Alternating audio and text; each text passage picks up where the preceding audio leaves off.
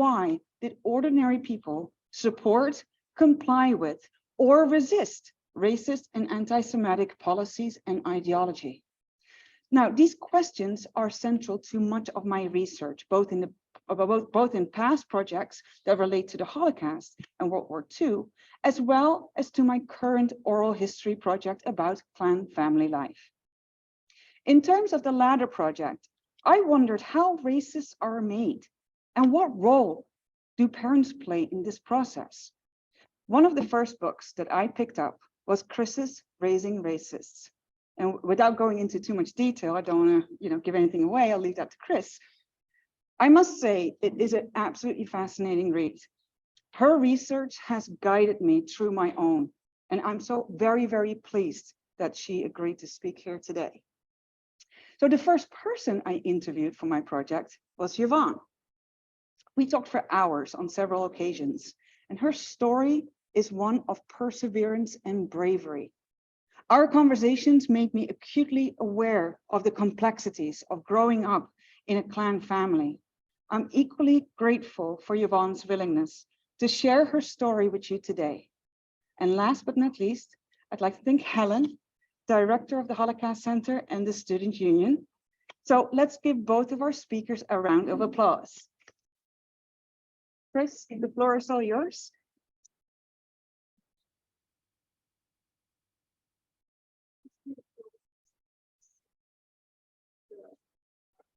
Chris.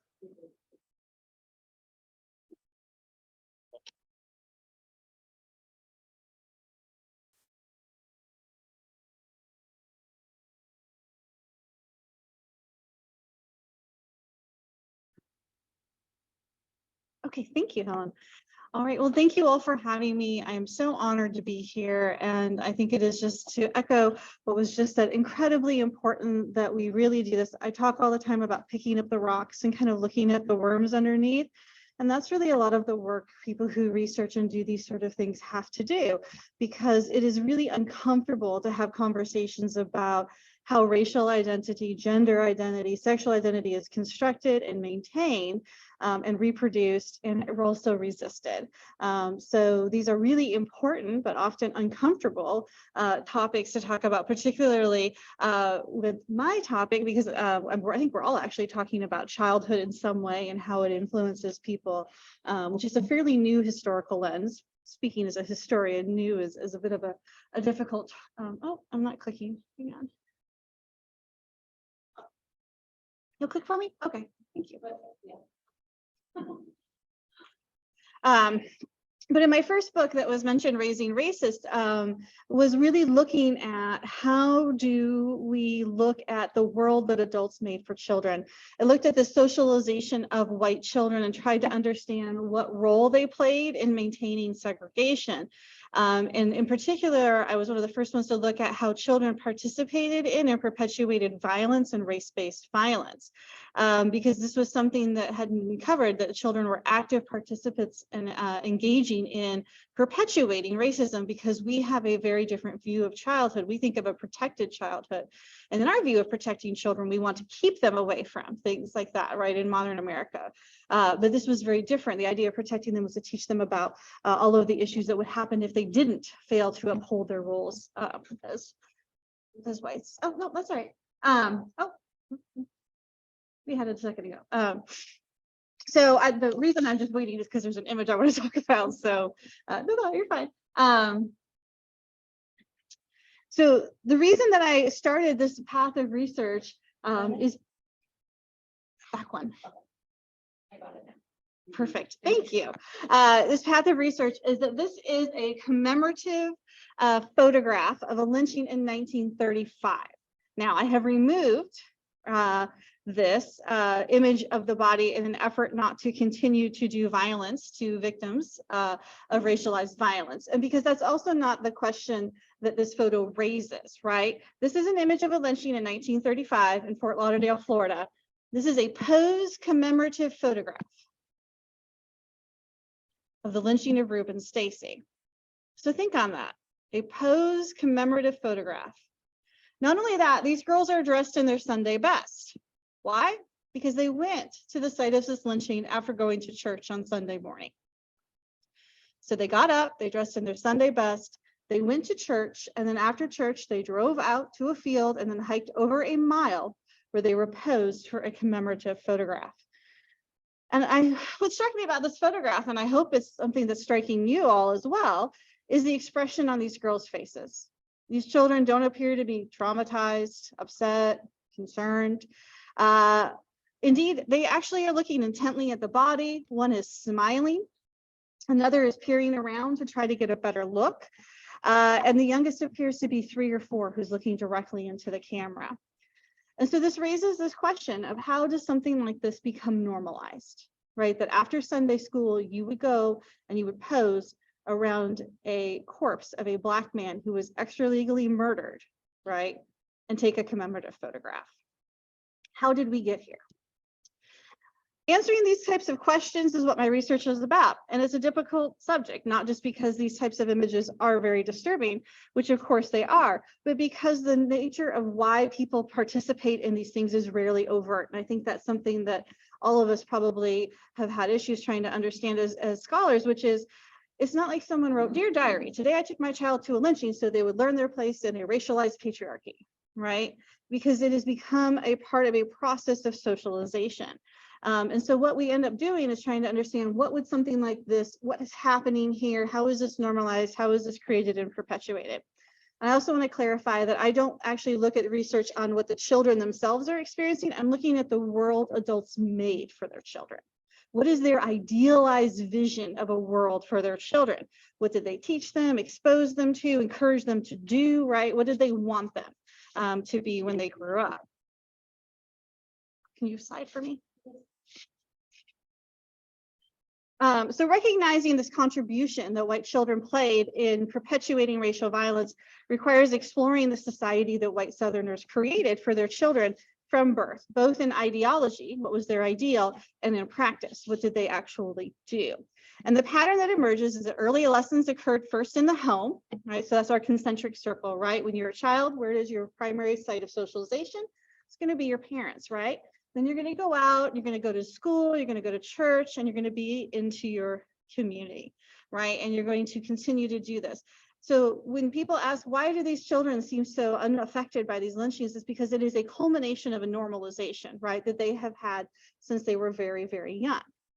Why is this socialization even necessary? Because the continued survival of segregation and white supremacy requires whites of all ages to uphold it in order to be maintained. Because Blacks are actively resisting it, right? So that's an important part that I want to make sure that we give autonomy to as well. And as a result, white adults utilize almost every aspect of their daily life to try to uphold their vision of their future roles and the roles that they want from white South. So white Southerners after the Civil War rebuilt their cultural ideal of race relations that they felt was necessary to maintain white patriarchy during segregation.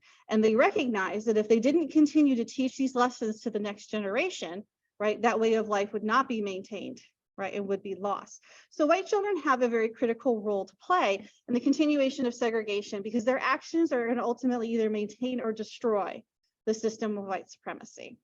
So today I'm actually going to talk about the community circle the most and how organizations influence this role. And in particular, I'm going to be talking about the youthful iterations of the Ku Klux Klan that were organized in the early 20th century.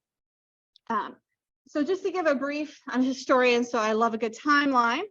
To give a brief sense here, right, the Ku Klux Klan formed shortly after the end of the Civil War, and that's usually the first iteration of the Klan. We have a second iteration of the Klan that is formed in 1915. It's often called the rise of the second Klan or the second Ku Klux Klan. And that Ku Klux Klan had a bit of an ideological expansion from the first Klan. And it created Women Auxiliary, the Women's Ku Klux Klan in 1923. And that group of women started cradle programs, which was inducting children into the Klan at birth.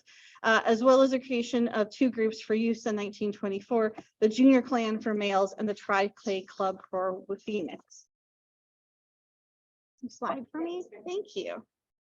So in 1915, the Ku Klux Klan's invisible empire was reborn within several contexts. We have the progressive era reforms, post-World War I race relations, but it was culturally codified in this incredibly sort of visual way of D.W. Griffin's portrayal of the Klansman in the 1950 movie, The Birth of a Nation.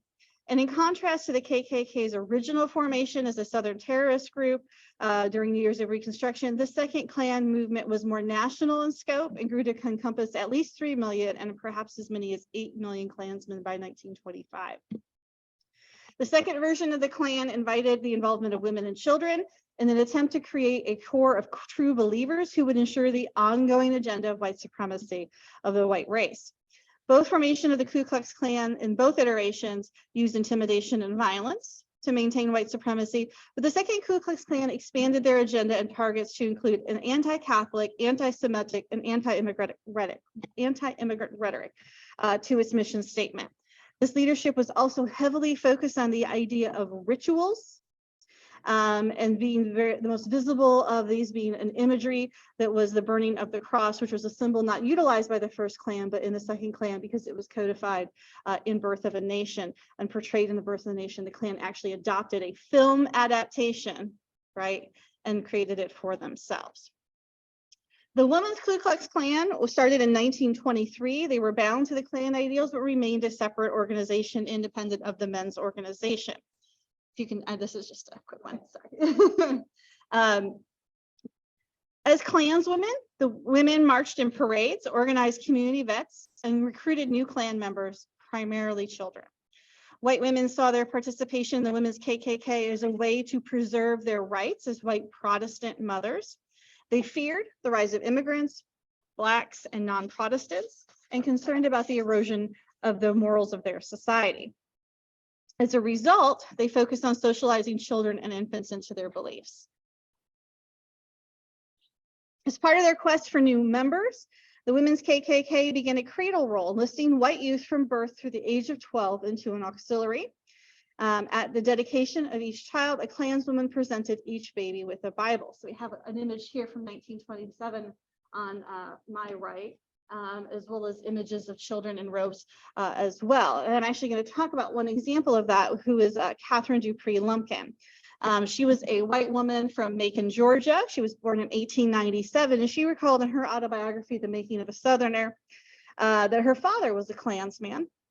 And he told her of his adventures going out with other Klansmen. One of his favorite stories was about how they would intimidate their mobs, their victim, by having one of the men of the Klan pretend to be a slain Confederate soldier.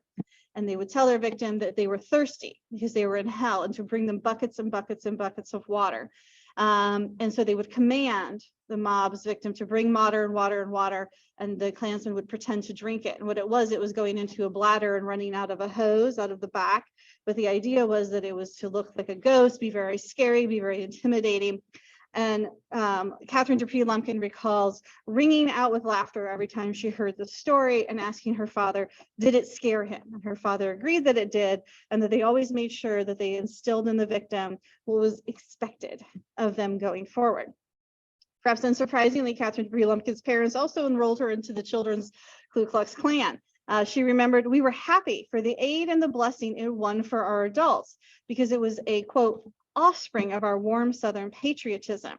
She noted that the group held secret meetings and made children's Klans costumes, complete with hooded masks.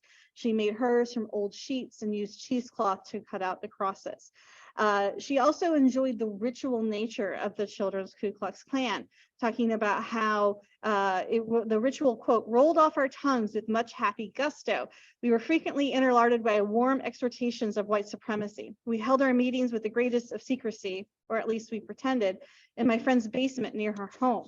A chief topic of business was, when ceremonies had ended, was planning the pretended punitive expeditions against mythical recalcitrant.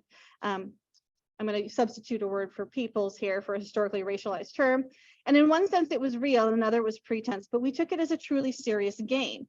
We were serious children bent on our ideals.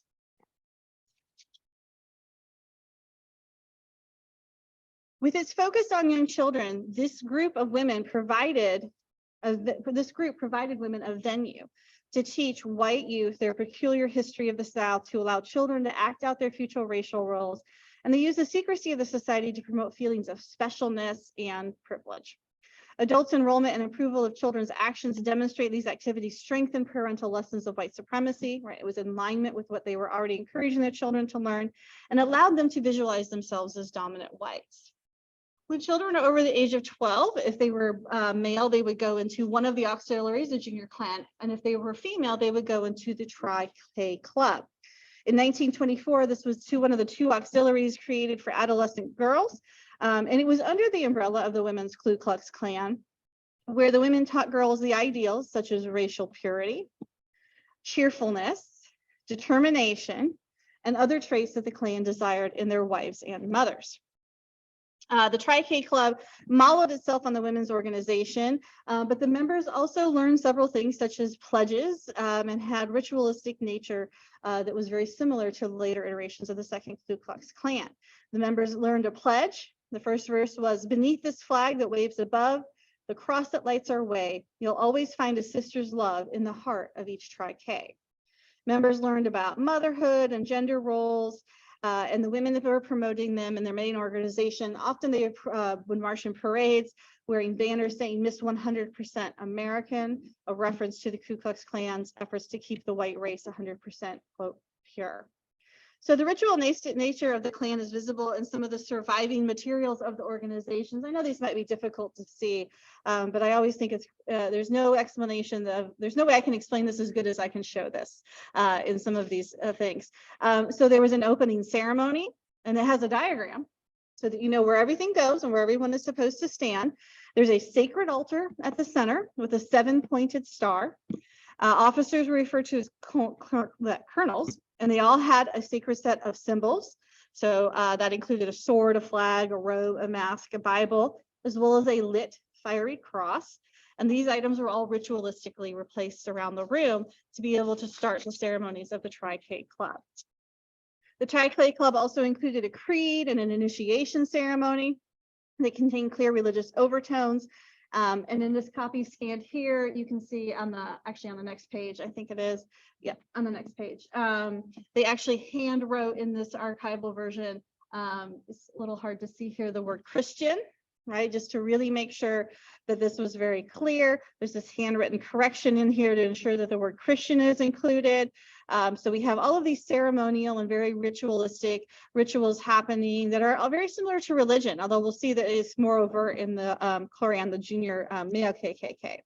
But the overall goal of all Klan bodies was to preserve America as a great, free, and Protestant country by keeping her under, quote, the control of white, American-born Anglo-Saxon leadership. And the WKKK upheld this charge by using this rhetoric and imagination to role play and mimic and reinforce in children their adult ideal roles. So they were told to picture themselves as wives and mothers, and young girls were repeatedly encouraged to model their roles on the future of thinking about the future of white America. The WKKK disseminated the messages of the Tri-K Club through a pamphlet set of lesson books, with each characteristic reflecting the first letter of their name. So the Tri-K Club, the TRI, right, is trust, races, influence. The K is knowledge. So lots of Ks. The next K is kindling, leadership, unity, and the B is brains, brawn, breath. Evidently, they couldn't decide among one, so they went with all three.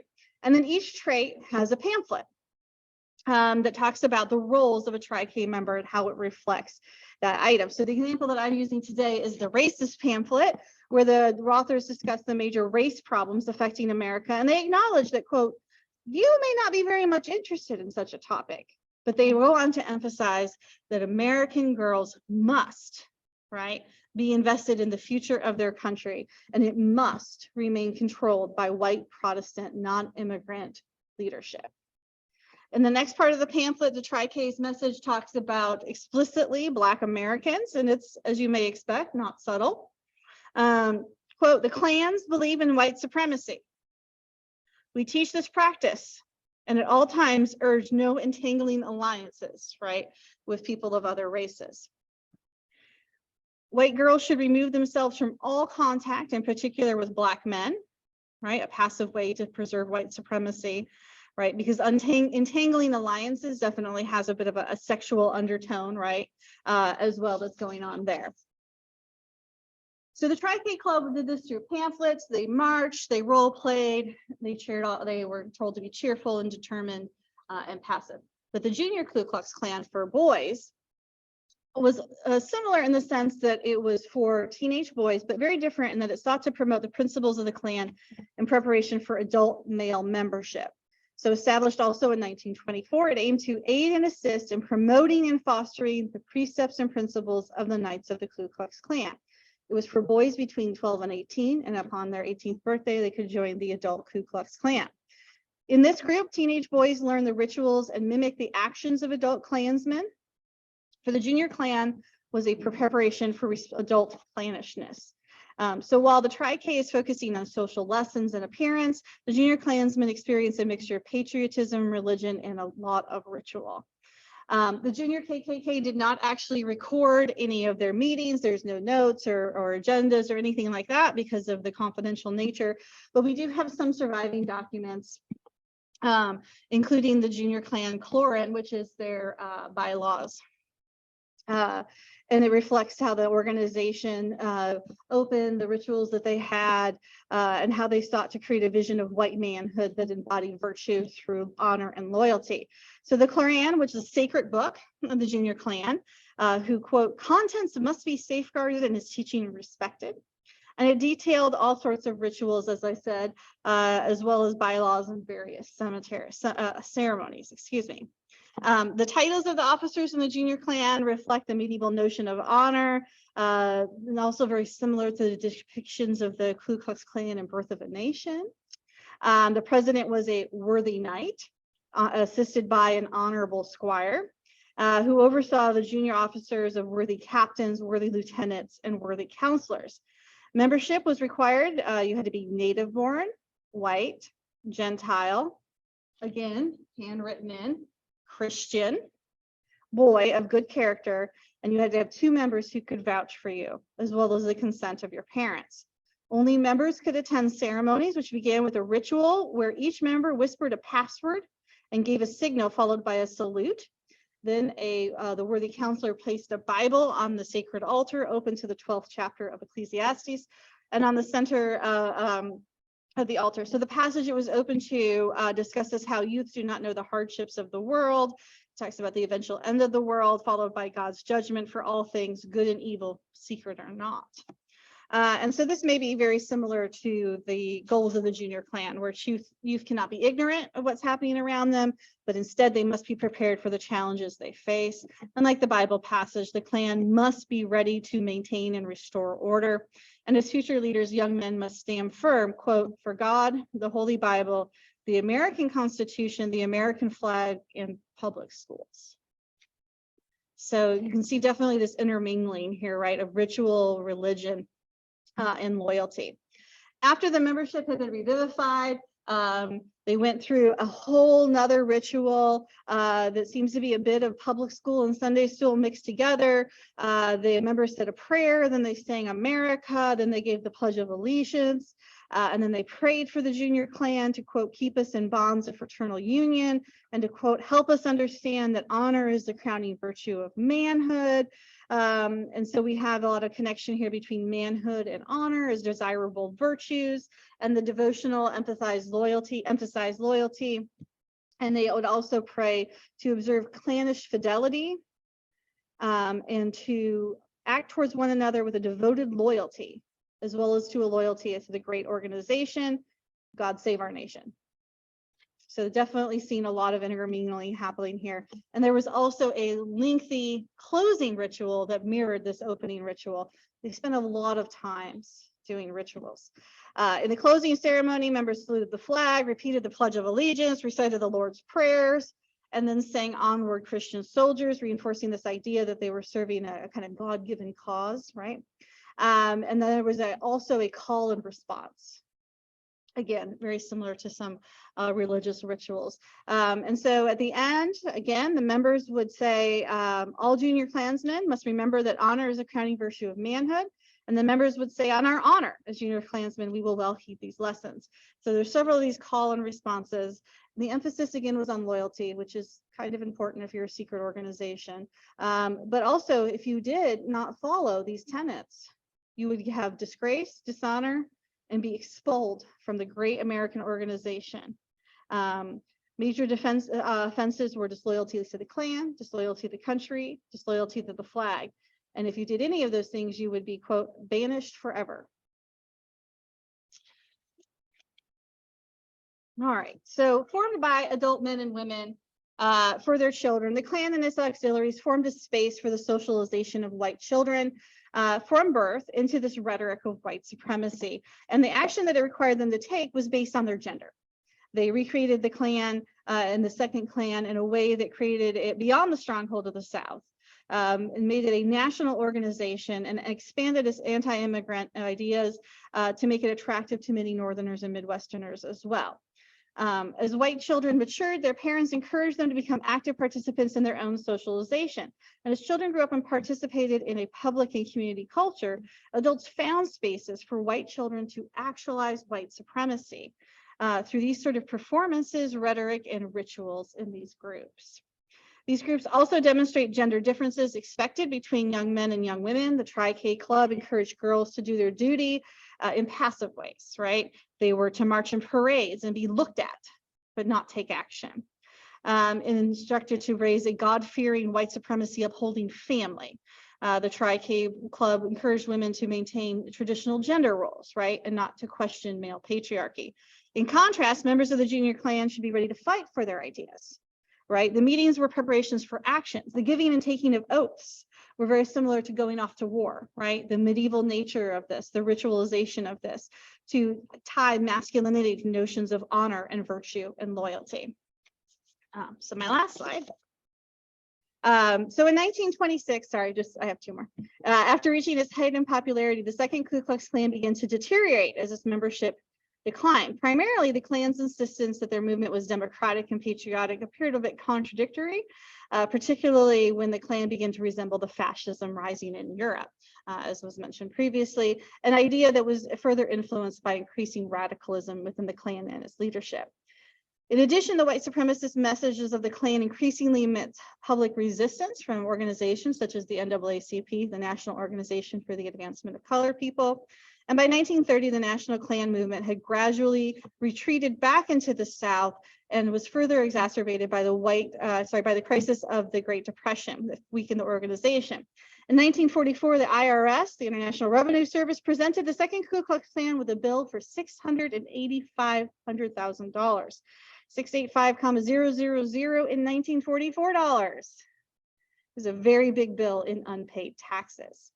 They were unable to pay, and on paper, in April 23rd of 1944, the Imperial Wizard revoked the charter and technically disbanded the claverins of the Klan. However, this is not the end of the KKK or the generational socialization into racial wars, as my colleagues will continue to tell you more about this story. So thank you all.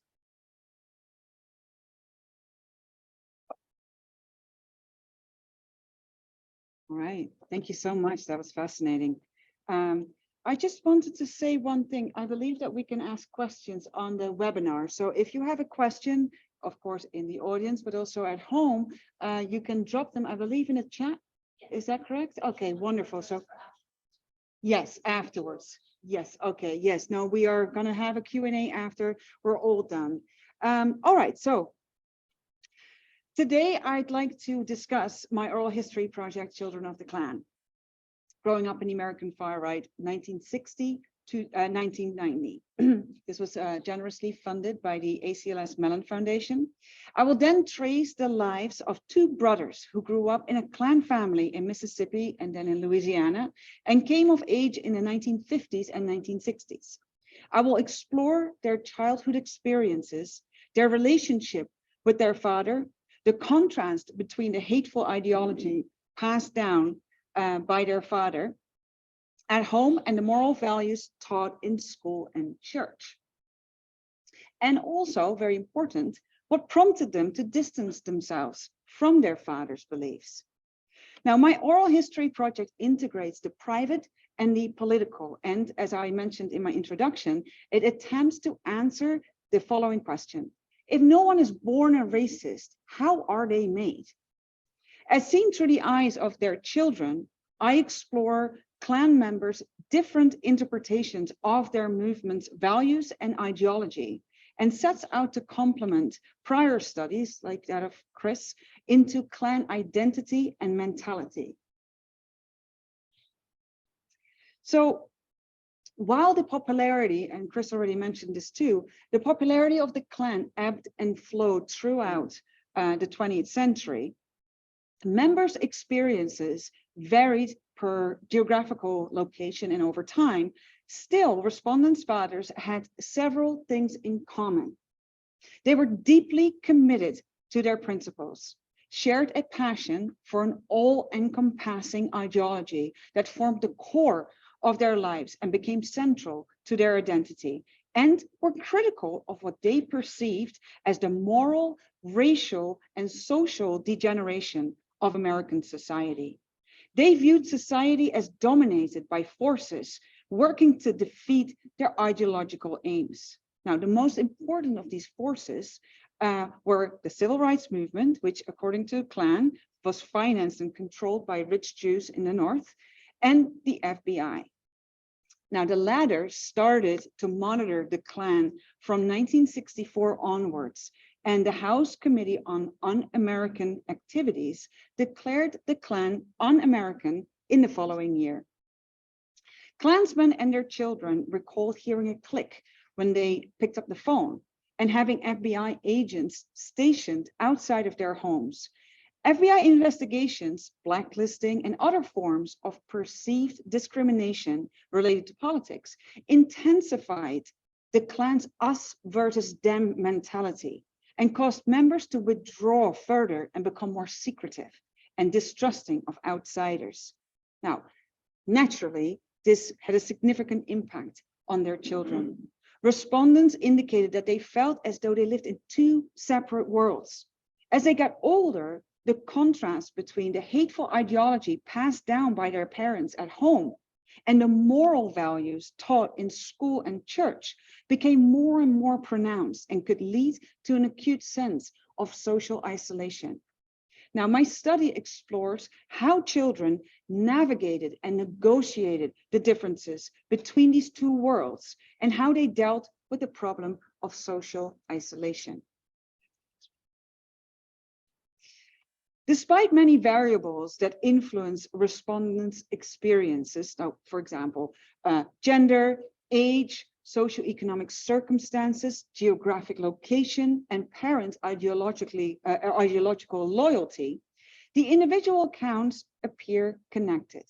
By combining the existing body of historiography of the KKK, but also biographical research, memoirs, autobiographies, with my own interviews and archival research, I try to reconstruct extremist family life on the fringes of society in post-war America.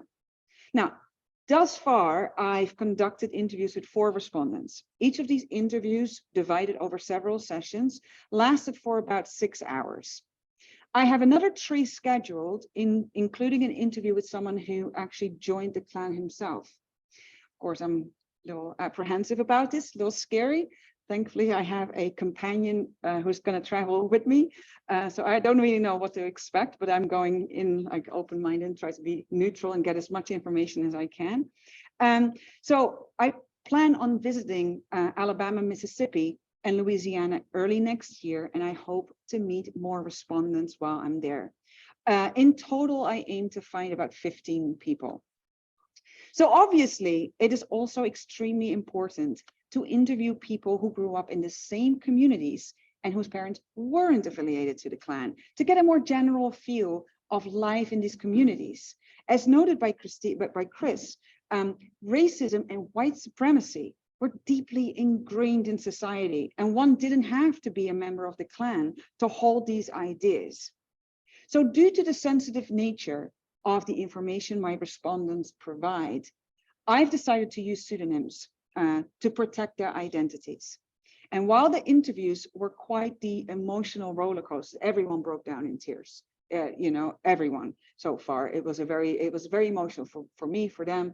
But everyone also thought it was a cathartic experience, you know. And Jvonne actually said it best when she spoke of dragging her past around like a dead corpse, and that she is ready to purge it. Next one. So the remainder of this talk is dedicated to the lives of two of my respondents, whose experiences are very similar to those of the other two people that I've interviewed. Stephen was born in 1947 and his brother John in 1951. Aside from one another, they had another 4 siblings, so there were 6 children in total. Their father, Thomas, was a part-time carpenter, an ordained Baptist minister, and a full-time worker at the Armstrong Tire and Rubber Plant in Natchez, Mississippi, where he also filled the role of shop steward. Thomas was a violent alcoholic with severe mental health issues and a gambling habit. His mother and father, John and Stephen's grandparents, were physically and emotionally abusive, and mental health issues and alcoholism were common occurrences within the wider family. Now, Thomas, so this is the father, had served in the US Navy during World War II. And while stranded in Guam, had some traumatic experiences involving the killing of a Japanese soldier with a knife. So after the war, Thomas would wake up in the middle of the night and scrub his arms and hands because he was convinced they were still covered in blood.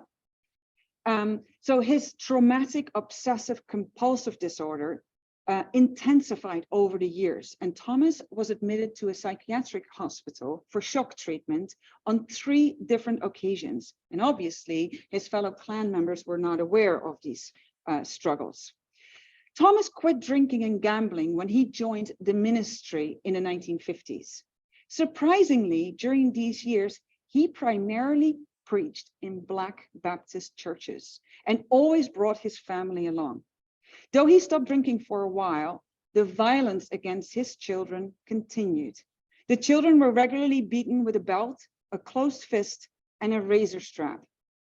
Violence was normalized in John and Stephen's home, and even their elderly grandmother, so this is their father's mother, hit the boys with objects until they bled.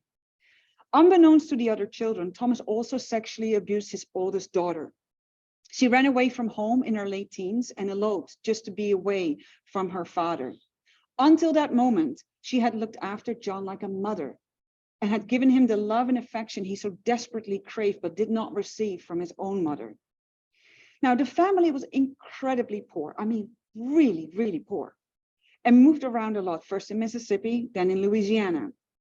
Despite his many issues and failures, John and Stephen both indicated that their father was a very intelligent and charismatic man with incredible organizational skills. They said that their mother was extremely submissive, but intelligent nonetheless. Apparently, she could solve the New York Times crossword puzzle in 20 minutes, which is quite an achievement. John indicated that his mother did not speak up for herself or her children. And while she didn't agree with her husband's Klan membership, she joined him to rallies and Klan family gatherings and sewed all of his robes, which was the task of women in the Klan. So Stephen, though, also recalled that his mother also wore robes to some of the rallies, which may indicate that she might be a little bit more than just a bystander, but she might have been pressured to do so. According to John, his father had always been a segregationist, but wasn't a white supremacist. Now, this somewhat confusing distinction mattered a great deal to John. Stephen agreed with his brother to a certain extent, but shared that his father became a white supremacist as he rose the ranks of the KKK. As their father's mental health declined, the civil rights movement gained momentum in the early 1960s. And by this time, the family had moved to Faraday, Louisiana. But Thomas continued to work in Natchez, Mississippi, and joined the local Klan there in 1962. Several of his colleagues at the tire plant had also been recruited into the same clavern. So that's how you call like a local section of the Klan, it was called a clavern. Interestingly, many working class men were recruited through unions, and unions where communists were also extremely active. So you have like extremes coming together in these unions. 2 years later, Thomas joined the United Klans of America, the UKA. With headquarters in Tuscaloosa, Alabama. The UKA had members and supporters in 9 states, and by the middle of 1965, they think that active membership and sympathetic support ranged from like 26,000 to 33,000 throughout the South. So it was quite a sizable Klan, and there were different clans there. So, but this is just about the United Klans of America. It was a particularly brutal group. It was, among many other things, responsible for the bombing of the 16th Street Baptist Church in Birmingham, Alabama.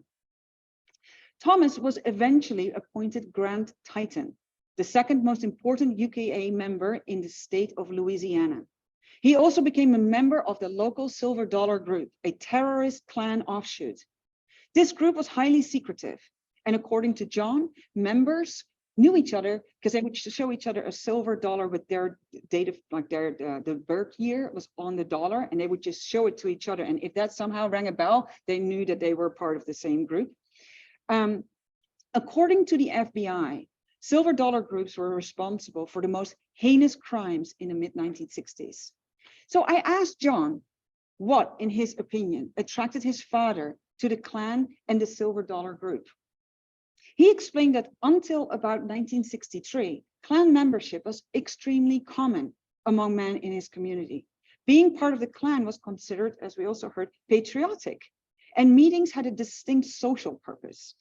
So local klaverns, this is in the early stages, so in the early 60s, late 50s, resembled Rotary clubs, John said, racist Rotary clubs. During this time, people didn't hide their membership. So when the Klan stepped up the violence and became more organized, some members came to the realization that the Klan was not about patriotism, but just about hatred, and they left. Thomas, on the other hand, became more involved. According to his sons, he harbored a lot of hate for the civil rights movement, and this hate only accelerated after the 1964 Civil Rights Act, and maybe quite surprising also after the Watts riots in 1965. So according to John, his father had small man syndrome. He always wanted to prove himself and enjoyed the power and control that came with his position and the little pats on the back after a successful attack. So John and Stephen recalled that their father would take them to meetings of the Silver Dollar Group. They were, they had to sit somewhere else, they weren't really like listening in or anything. But the family also attended, aside from these meetings, Klan rallies, and all the children were expected to help out by distributing flyers and the Klan paper, the Fiery Cross. John recalled helping his father prepare the crosses for the infamous cross burnings at the end that marked the end of the rallies. So from the age of 16, Stephen became the designated driver and drove his father to most of his Klan-related meetings and rallies.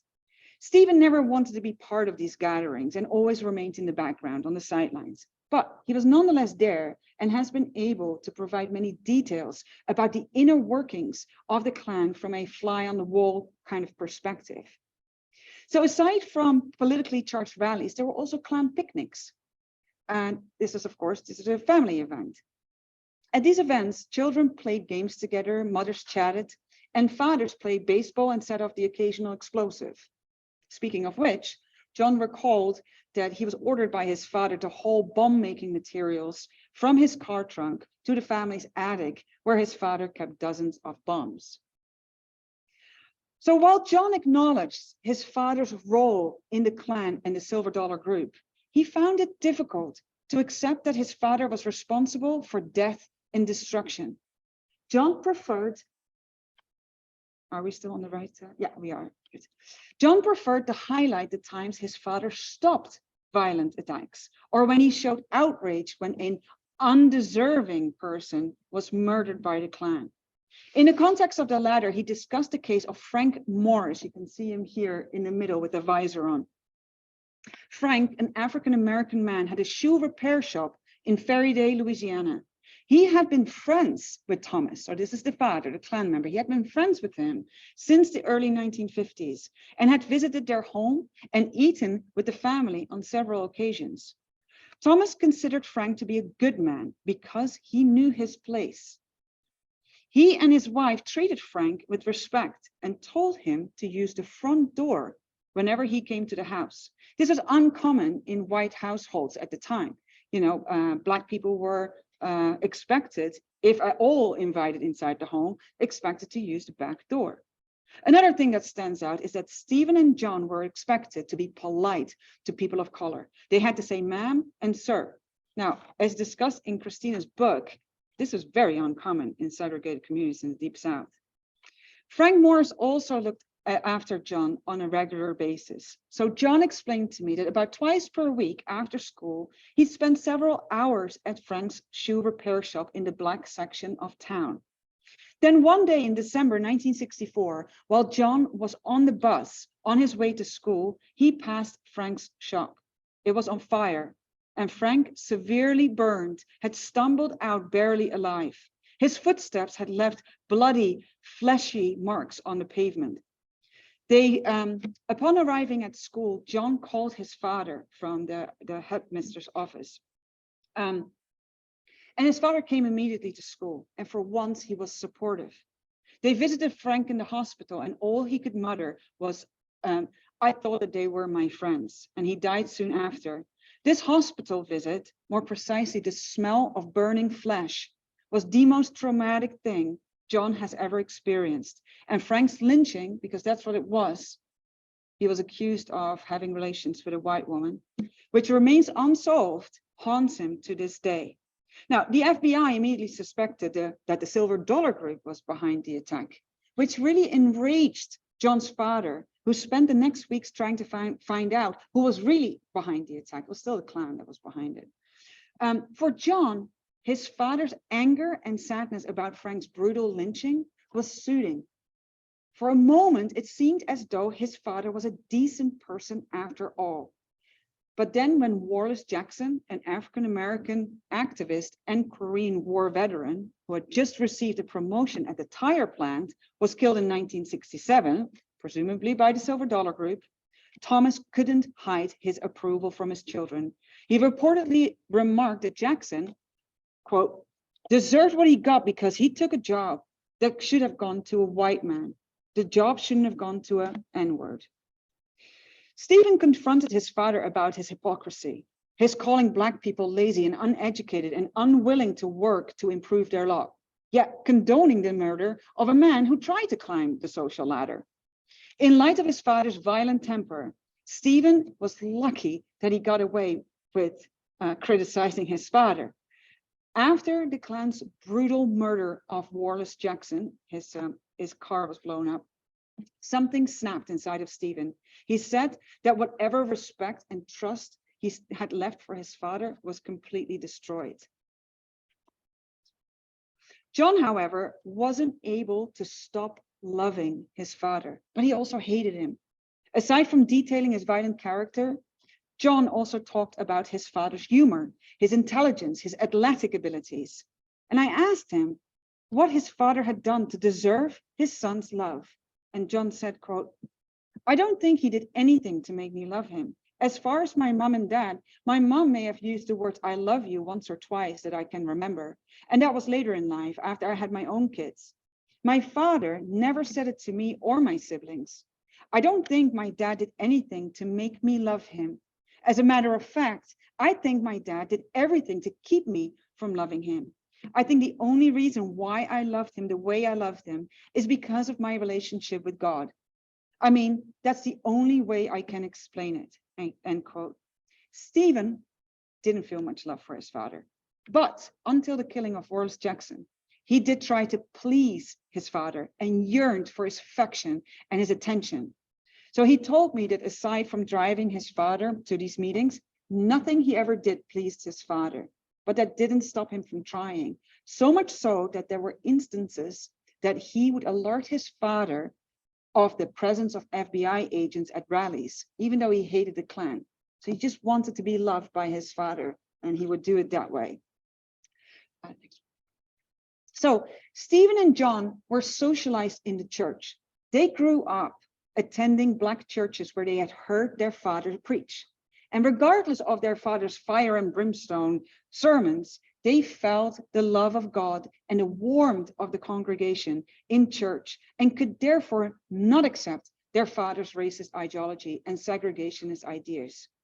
Aside from their personal spirituality and knowledge of the Bible, they were also exposed to other positive influences that prevented them from following their father's example. Before their father joined the Klan, John and Stephen spent a lot of time at the home of an elderly Black couple, Uncle Levi and Aunt Luella. They looked after the children and also provided the family with eggs and milk. Remember, they were extremely poor. So John and Stephen loved their aunt and uncle. Contrary to their own home, Levi and Luella's was a home without violence, without emotional deprivation. In fact, Aunt Luella showered the children with love and affection. John explained that whenever a person said or did anything racist, he thought of Uncle Levi and Aunt Luella. Later, he also thought of Mr. Morris. Knowing these kind and generous individuals made him less susceptible to racist thought patterns. Stephen also mentioned his best friend, a Black boy by the name of Clarence White. Even though his friendship predated his father's Klan activities, Stephen kept this friendship a secret from his parents, which seemed to indicate that a few relationships with Black people like Luella, like Levi, like Frank, didn't mean that his parents condoned all relationships with people of color. Now, John had another thing going on for him. He was an avid baseball player, he was very good. And his favorite player was Satchel Paige. He was an African-American pitcher who played first in Negro baseball and later in Major League Baseball. And John explained that he never believed in white supremacy because of Paige. The effect Paige and his athletic abilities had on John was very similar to the effects Jesse Owens had on German children in the 1930s. Now, both John and Stephen reiterated on several occasions that they do not understand how their father, who saw himself as a man of God, was able to marry his work as a minister with his Klan activities. They wondered how their father could break bread with a Black man while carrying out violent attacks against anyone who wanted desegregation and equality. So both men noted that their father's Klan life gradually began to overshadow his spiritual life, and that he didn't raise his youngest children with the same Christian values as the older ones had grown up with. Instead, these two younger ones grew up with hatred and bigotry and were expected to fully participate in Klan activities. The youngest two siblings ended up following their father's example, both in terms of his alcoholism and his racism. So Stephen explained that his younger brothers also grew up with anti-Semitic rhetoric. Anti-Semitism has been we just heard it, part of the KKK since the start of the 20th century, when mass immigration from Eastern and Southern Europe were all won, and the Bolshevik Revolution formed the motor behind the rebirth of the KKK. From this moment onwards, the KKK started to refer to itself as a Gentile organization for Protestant white men who stand for white supremacy. According to Klan literature, Jewish individuals were responsible for global communism and capitalism. Due to the many parallels between Nazism and Klan ideology, many Klan chapters in the North forged alliances with the German American Bund. These are the American Nazis in the 1930s and 1940s. And Hitler himself had shown appreciation for the Klan and tried to establish connections with its leaders. Now, during the Cold War of the 1950s, the Klan's fight against Jewish communists intensified. Leaflets and other materials speak of Jewish conspiracies and Jewish control of the NAACP and also the Anti-Defamation League, and more than 200 other subversive organizations. Jews were in control, according to the Klan, they were in control of all these organizations. When Thomas and his fellow Klan members saw that Jewish individuals, including Holocaust survivors, had joined the civil rights movement, they ramped up their anti-Semitism and blamed, quote, the problems of our society on the influence of communists and the agitators that were being coordinated and financed by the rich Jews of the North, end quote. This anti-Semitism led to several attacks on synagogues and residences of Jewish leaders. The idea that Jewish people were the enemy of the white race, not only because of their supposed domination or of subversive activity, but also because of who they were, became even more pronounced in the 1970s. For many Klan members, it became their all-encompassing conspiracy theory. During the 1970s, Klan leaders transformed their organization from a counter movement that had failed to preserve white supremacy into a white power movement that incriminated Jews and the federal government. Scholar John Drabble speaks in this context of the Nazification of the KKK. It shouldn't come as a surprise that today's Klan works closely together with neo-Nazi groups. As you can see right here, this is a photograph. On this photograph, you see that the Klan comes together with neo-Nazis and they burn the swastika and they burn a cross. And that kind of like exemplifies how close the two become. Next one. So at the age of 21, Stephen walked away from the church. He was fed up with what he was seeing and how the Bible was used to teach segregation. By now, his father was no longer teaching in Black churches, okay? So for John, his faith in God was the only thing. So this is his brother. For his brother, his faith in God was the only thing that kept him going. In fact, he became a Baptist minister himself. Aside from religion, John was also fortunate to have progressive teachers. Whereas his own parents had been educated in schools where white supremacy was normalized, John's teachers discussed racism in class and tried to make a difference. Now, John told me that this was an uphill battle. He explained that his school in Faraday was finally integrated in 1968, very late, and that he was shocked to find out just how much hatred there was for Black people in school among parents and teachers and students. John said he was called an N-word lover at school because he had spoken out in favor of integration.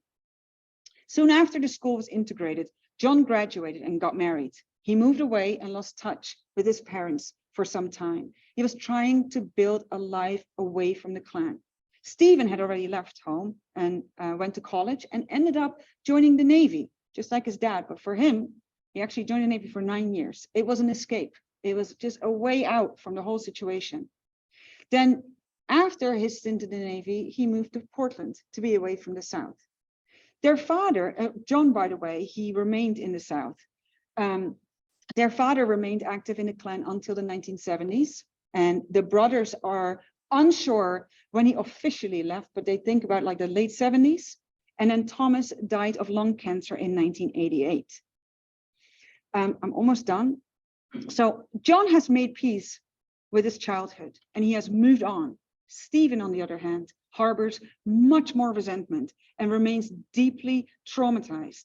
According to John, Stephen lives in the past, while he himself likes to focus on the present and the future. And speaking out about their childhood has caused a rift in their families. So their younger brothers stopped communicating with John and Stephen. And this has been especially hurtful for John, who has tried to be a father figure to one of his brothers, his younger brothers. And due to their racist politics of the younger brothers, Stephen had already kind of like distanced himself from these two. But John really tried to kind of like keep it going. And it really pained me that he told me that his younger brother knew that he was talking to me, and that was the reason for the younger brother to cut all ties. So I felt very responsible for like breaking up this, you know, this kinship really. So the brothers' life stories are connected to those of my other two respondents in very important and illuminating ways. And through talking to them, certain themes have emerged that warrant further research. It's still in its infancy. I still have so much more research to do. But for example, I like to look at the role of the Baptist church, and especially white versus Black Baptist churches.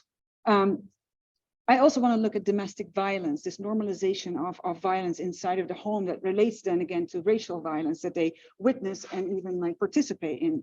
Also mental health issues, anti-Semitism and extreme poverty. I'm eager to speak to additional respondents about their experiences to see if they match my first 4 respondents' experiences.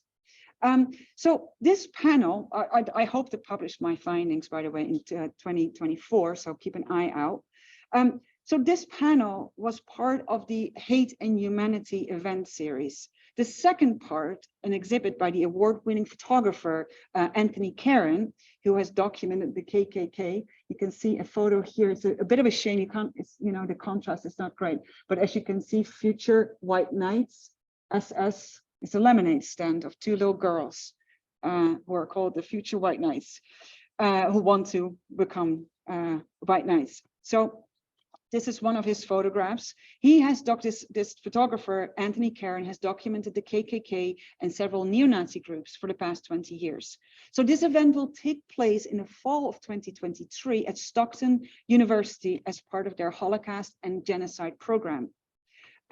This exhibit, Hate and Humanity, was generously funded by Leo S. Ullman. It introduces, he's a Holocaust survivor. It introduces visitors to several far-right groups in the United States and examines the lives and experiences of ordinary men and women who join these groups. And instead, and this is really important to this photographer, instead of treating members like a collective, this exhibit looks at them as individuals. It interrogates questions such as, how do these people make sense of their world and their place in this world? What is it about their lives that seems to coincide with the agenda of racist politics?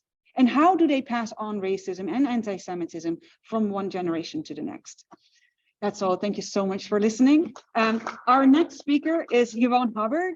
She has some copies of her book, only $10, it's a bargain. They're for sale over there, so you can come up to her or you can just go to the table and speak to someone there. So feel free to poach her after the Q&A.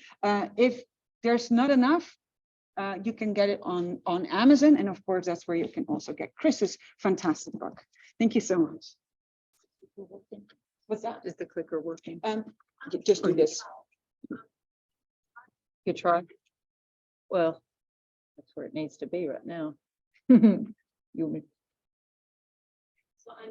Okay, you're my favorite. Okay. Okay. All right. Well, that's been a lot of history and fact, and they probably know more about that stuff than I do, because for me, it was the personal childhood trauma. I lived through my father being the Western North Carolina Ku Klux Klan Grand Dragon, and this is he and I. He had my mother sew a little child-sized robe that he could parade me around in. And so that is little 6-year-old me there on the cover. I'm going to talk to you today about growing up in a violent, alcoholic, racist household with my father and my mother, who condoned it all and participated in it all. I'm going to touch on some very raw subject matter. It might be hard to hear, but I promise you it's harder to live through. If it triggers anybody, I'm sorry. But to tell the truth, you can't leave anything out. And so my book is pretty raw. There are words in it that I won't even say out loud. So as I tell you a little bit about it, I'm going to start with a little anecdote, though, to kind of lighten the mood. Today, my son, and this will explain the title, because that might be a question you have later, white sheets to brown babies. Well, I have a 17-year-old biracial son. And he was wanting to be able to watch this in lifetime, and he was trying to get on and the link and everything. And he said, eventually he said to me, well, just good luck with your Ku Klux Klan talk. And I said, and I had to laugh, because I'm like, that's what it should have been called in the first place. But I'm going to start with talking about love, though, because one of the questions you'll have at the end is, well, how did I, manage to come out the other side of this? And I think that it's important that I acknowledge that I was born into love. My mom and dad loved each other very much, and they wanted me. I was planned for. And the first 4 years of my life, I had nothing but love. We lived right beside my paternal grandparents, and so I had that extra love. And we had gone to the little Southern Baptist church that we lived right beside for a while. And so, I had the introduction of God into my life. And my mom was a stay-at-home mom till I was 4, so she really doted on me. And My dad had a job driving a van for an old folks home. That's what he did. But when I was about 4.5, things started changing pretty drastically. My dad lost his job. He started drinking a lot. My mom had to go into the workforce so that we would have money to live on. So she was the only one who worked. And I would have to enter kindergarten the next year. But I wanted to say that about love so that you understand, I knew that love existed before this hate that came along. And you're not born hating, you're not born racist, okay? So it's an indoctrination, and the indoctrination is child abuse. That's what I experienced. I'm gonna read the preface of my book just to start out with how swiftly and drastically things changed from the time I was 4 to the time I was 5. When I was just a little girl, no more than 6 years old, we lived a stone's throw away from a Baptist church. When I was 5, I had attended vacation Bible school there. Now, a year later, I was inside playing when I heard a child scream through my parents' open bedroom window. I ran outside to see what had happened, but my mom stopped me at the back door where she was rushing in. She told me what had happened and what the scream was all about. Apparently, a group of children who were attending that year's vacation Bible school had begun happily playing at the church's grassy front lawn. My dad had noticed one little black boy amongst the white children, and he had hidden himself in the wooded area of our property line to take aim at his little head with a BB gun and shoot him multiple times. A few minutes later, my dad came in laughing at how the little N-word had run away screaming, probably thinking he was bee-stung. He was proud of the way it had pained the child, enough to run him back into the sanctuary of the church. When things like that make up the totality of your childhood, the most formative years of your life, you don't get away unscathed. In fact, you don't usually get away at all, but I did. Not before much heartache, trauma, and sorrow. That is primarily what this book is about, the things I saw, the things I lived through, the things I survived, and the things I experienced, and what I became in spite of all that. And through this book, I tell my truth, the whole truth, and nothing but the truth, so help me God, for the truth shall set you free. I'm not ashamed of the truth, for to be ashamed is to be held prisoner by it. In that vein, I find this life has left me a little rough around the edges. I find I curse to make my point sometimes. My humor can even be a little dark, but it's still my saving grace. I have no secrets because secrets make you sick. And with that said, not everybody feels that way. And so some of the people's names in my true story have been changed, either because they requested me to do so, or I chose to respect their privacy, or because they were such miserable fucks that they didn't deserve to see their name in print. I don't know if love is stronger than hate, but I found hate to be exhausting. All right, so the attempted indoctrination, I didn't fully understand it. I was a child and I just wanted to play and have fun. And as I mentioned, I was 5 when I went to public school. My mom had just entered the workforce and my dad was drinking and not working. And the most personally soul-wrenching event for me was that while in kindergarten, I had a little best friend named Yanni, and she was a black girl, and we chose each other for everything, field trips, playing on the playground, partners. I was just always with her and she was always with me. And my mom usually picked me up from school, but on this day that I'm going to tell you about, it was my dad. We'd been on the playground right before bell rings, come out to get in the car. My dad's the one behind the steering wheel. I get in, he's got an open beer can between his legs. And the minute I close the door, he slams his fist on the steering wheel and says, "What in God's name were you out there doing just now?" And I didn't know what he was talking about. He said, "I saw you out there walling all over that little N-word."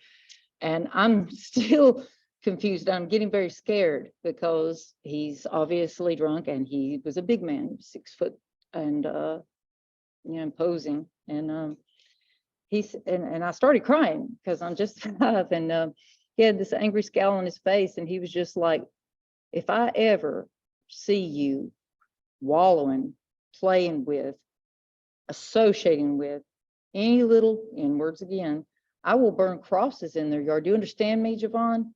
I will burn crosses in the yard and I will bust your ass until you can't sit down." And I mean, he was intense, and I'm just crying. And I made the connection that he was eventually I'm like, "Who, Yanni?" And he's like, "Oh, is that the little N-word's name?" And just, it was traumatizing beyond belief. But what it did to me was that I went inside myself, because now the next day when I go to school, I don't feel like I can be friends with her because it's going to endanger her. And so I just withdrew, and that pretty much set the tone for school for me on how I would deal with that. We're going to move to the next slideshow. Yeah, it's just Christmas. The next 4 years would destroy my heart, my home, and my mental health. For not only had my dad joined the KK and become the Grand Dragon, he was responsible for recruitment, initiation of new members, organizing rallies, and protest.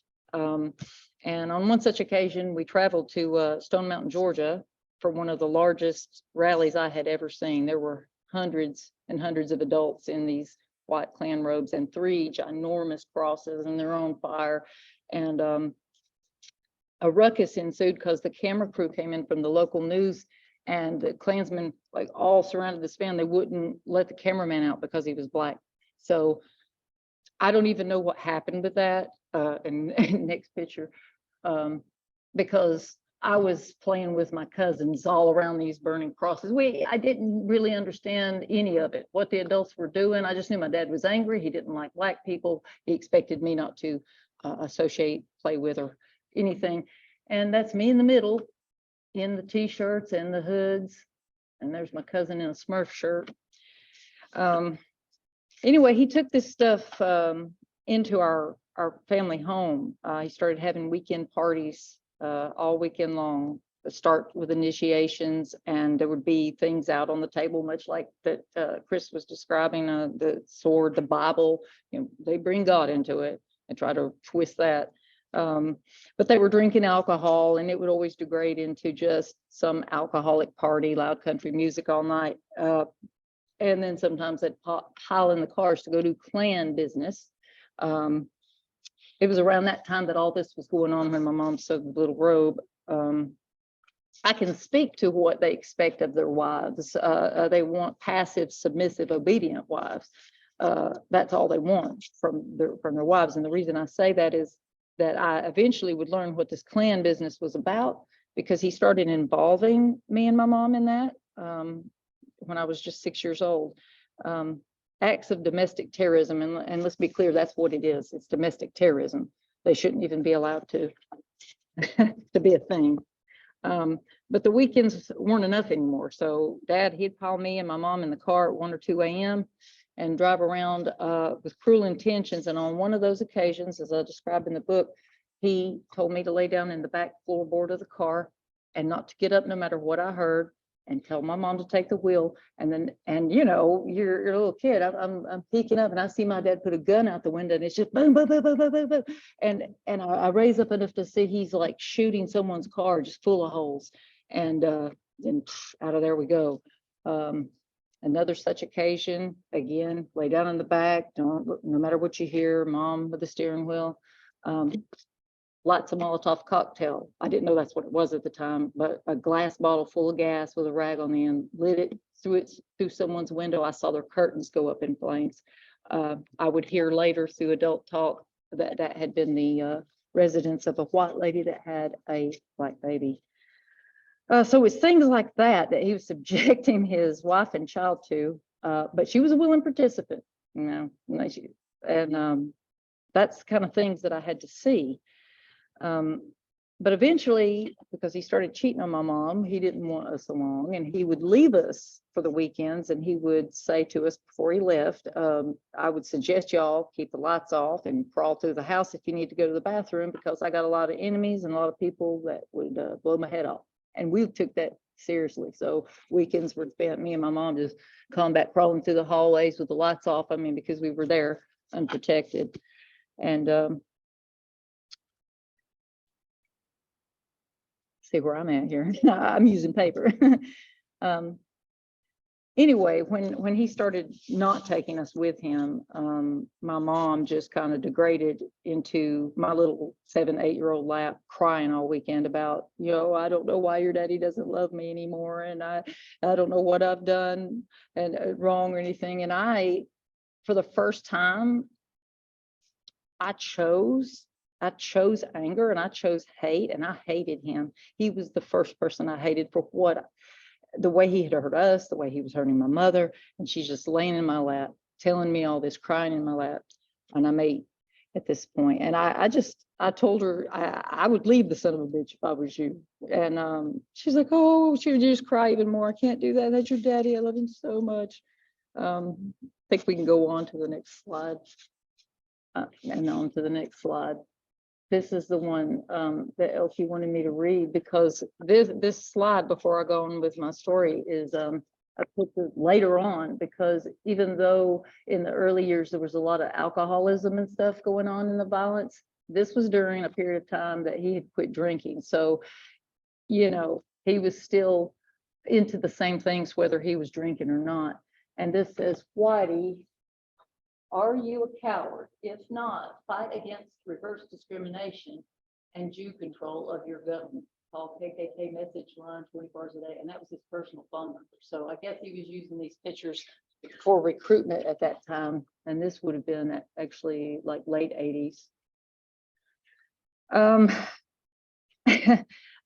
Anyway, gun violence. The gun violence got turned in on us at home. One weekend, my dad was sprucing up to leave again for the weekend, and my mom was tired of it and she didn't want him to leave, and she's just like standing in front of him and beating his chest, please don't leave me, please don't leave me.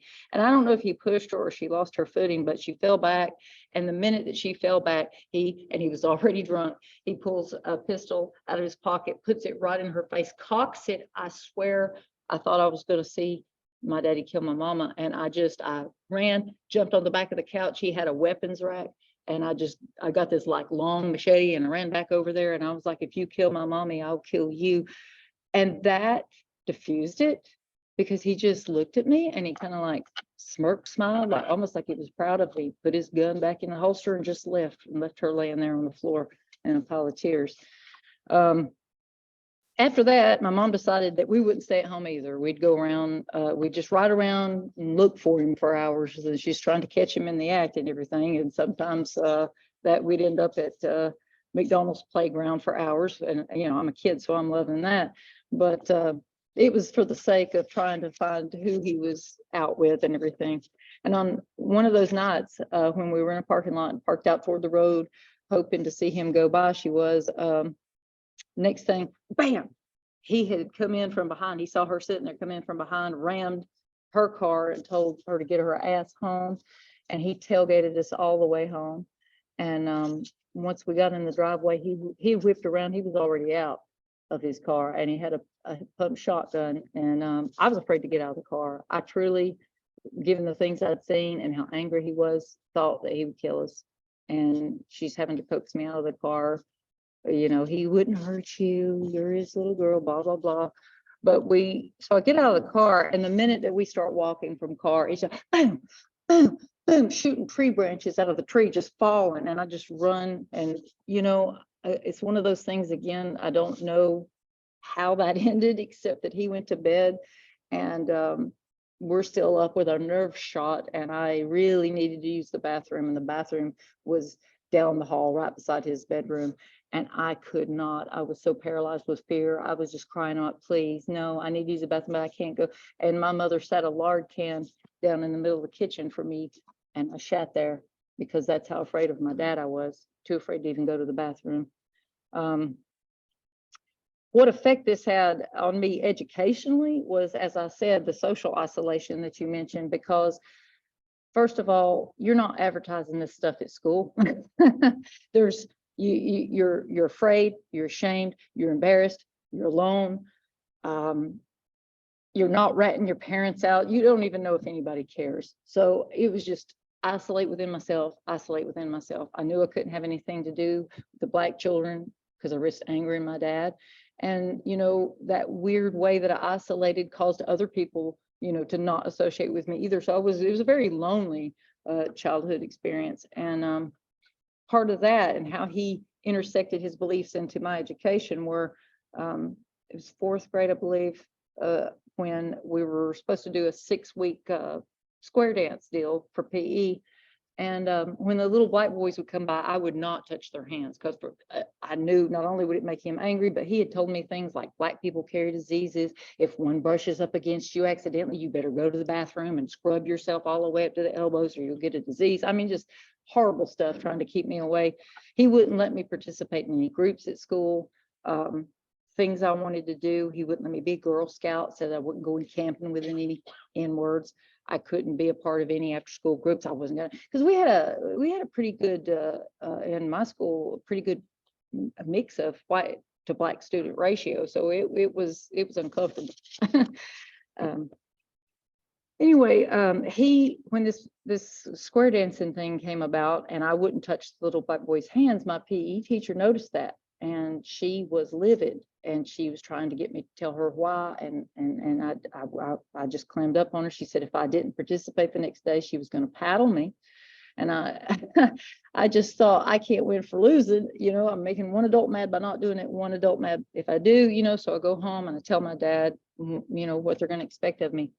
No, he gets a beer, downs it, puts me and my mom in the car, drives to the school, walks in there, makes a big production to the principal about how he's the grand dragon of the Ku Klux Klan. No daughter of his is going to dance with any. You know, to appease him, I guess, because he was. It makes me sick thinking back, but the principal appeased my father. They decided that I would sit in a room and write sentences those 6 weeks. So while the rest of my peers were developing normally and going about, I was in a little room writing sentences because that was the deal my dad made with the principal, so I wouldn't have to touch little black boys' hands. Okay. Finally, I think that because my mom wouldn't leave him, that, and I call this part active abandonment because she wouldn't leave no matter what. And so one of those Sundays we'd been out driving around and we'd gone back home. His car was in the driveway and she was really excited, thought he'd come home early to her. And we get out, go in, he's sitting on the couch, all her clothes piled right there in the front, pump truck going, you got 30 minutes to get out or I'm gonna unload this in you.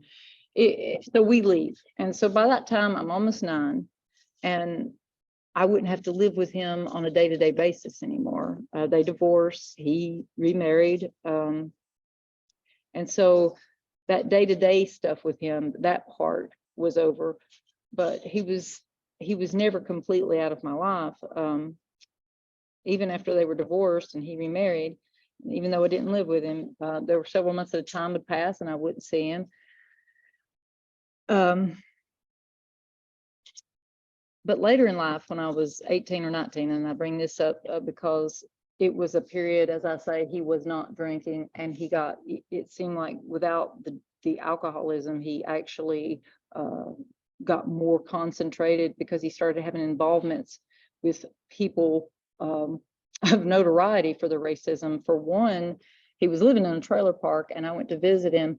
And this is the early 90s, and up pulls a limousine, and this man gets out. He's dressed to the hilt, got chains. He walks in. My dad gets my stepmom take a picture of him beside him, and then he in front of the rebel flag, and then he leaves. And I'm like, who was that? And it was James Earl Ray's brother. I don't even know how. I don't know how he had contact with him, but that's who that was. During that same period of time, he started a pen pal relationship with Charles Manson. At first I didn't believe him, but he was writing letters back and forth with Charles Manson in prison and selling those letters at the flea market for money to a guy that I think was trying to do a book on the subject. But he wanted me to believe him so badly that he actually, Charles Manson would call him collect from the California prison, and he had me answer it while I was there. And so I can attest that he did have ties to Charles Manson. Also during the Ruby Ridge incident, he sold his trailer home and loaded up his wife at that time, and they had a little son, and he sold it all to go out there because he was, you know, he thought he was going to be involved in that Ruby Ridge incident, but by the time he got there, it had already ended. Let you click to the next picture. Oh, okay, yeah. This was all to please my dad. That little hat, by the way, that's a little Confederate hat he got at Stone Mountain, Georgia. And that day that he put me and my mom out with that pump shotgun, I was so freaking mad, and I was so over being scared of him. I went to my room while my mom was getting her stuff, and I got that little hat, and I went back out there and I threw it at him, and I said, "Give that to your little bastard son," because I knew the woman he was cheating with had a little boy. And I didn't care. I hated him, and he finally he won. And you know, if you get a chance to read my memoir, there will be a lot about what that did to me in my teen years and stuff. But I'm here mostly to talk about the organization. I'll tell you that my dad was like two different people. When he wasn't drinking, he did not want to be around people. He was very antisocial, and in fact, he had anxiety. He couldn't sit still for 5 minutes at a time. His eyes dart around the room and start hyperventilating. I've seen him have to breathe in brown paper bags. I mean, he drank to quell whatever that was, and then he would become very violent. And so it was like two different people. But sometimes there would be like a glimmer of good in a bad man's eye. That's why, you know, little girls want to love their daddy no matter what. When I was 11, I had to have a major eye surgery. And the hospital was so far from home that I was really scared. And my mom was remarried, and we went there with my stepdad, and they put them in a little Ronald McDonald house. And then she was gone. She didn't spend any more time with me. And the morning of the surgery, I'm waiting for my mom to come in, and I hear the door open at 6 a.m. and there's my dad, who, you know, "How did you even get here?" I asked him. He had borrowed money from a pastor to be there for me before surgery. So sometimes I say, I think it would have been better for me if he had just abandoned me early, because as it was, I was just kept confused by knowing him to be this violent and mean and person, and at the same time, you know, that's my dad, and he'd show up every now and then, you know. But I'll tell you, we didn't get messed up as a family over racism, and racism to me is just a scapegoat, I believe, for deeper issues at play in these people, like generational alcoholism, addiction, dysfunction, poverty, mental illness, unresolved anger and sadness for their self, that they didn't have the strength or self-awareness or the proper environment to heal. They're not well individuals. There's no logic or validity to the racism. It's just an ugly, easy place to put rage and hate and contempt. And I believe deep down, that's just how nasty these people are, and how they feel about themselves on the inside and about life in general. And that's why they spew and perpetrate all the hate. They get caught up in groups like the KKK, and because I think it gives them purpose in an otherwise pointless, purposeless life, and they get camaraderie and acceptance from each other. And it's, you know, it's part of what makes them dangerous, is because, you know, they're unhealed people with a lot of hate and anger, and they've decided to direct it somewhere other than fixing whatever is wrong with them on the inside. And that's what I believe. But I will say, my dad eventually, you know, if you read the book, you'll find it, he eventually got shot, because if you live by the gun, he was shot 12 times. So he actually lived 15 more years as a paraplegic after that. But this happened in 2001. And so during that period of time, he spent a year like in ICU and in a rehab hospital. But it was around that time that I came to him and told him that I was adopting a child, and that, you know, it was of a different race. And he, at that point, he was like, he made me feel like he had changed, but then things would happen later to where I have to question that. But at the time, you have to ask yourself, was he really changed, or was he just changed by the trauma that he incurred? Because his answer to me then was, Jvonne, I don't have any room in my heart for hate like that anymore. I'm a minority. I guess he meant by being disabled. But so we never repaired our relationship. It was just too much trauma. And I will say this, because another little funny anecdote to highlight how it was all for naught, a life wasted in anger and hate and violence. When he did die in 2016, yeah, there he was, put in the ground, and the last thing that happened to him was a black man shoveled the dirt in on him. I'm sorry, I thought that was poetic. I thought that was so poetic. But the story didn't really end there for me, but that you'd have to read the book to hear what happened after Daddy died. But I appreciate y'all letting me stand up here. It's hard because, you know, I was left with PTSD and a lot of physical health problems that I incurred through, I guess, in order to mentally survive something like that. You know, that stuff has to go somewhere. And, you know, I've had bad health most of my life and, you know, suffered anxiety and probably, you know, to some degree, mental illness. I mean, at least emotional unwellness, because these things leave deep psychological scars, you know, and that's why I wrote the book, because it was very cathartic.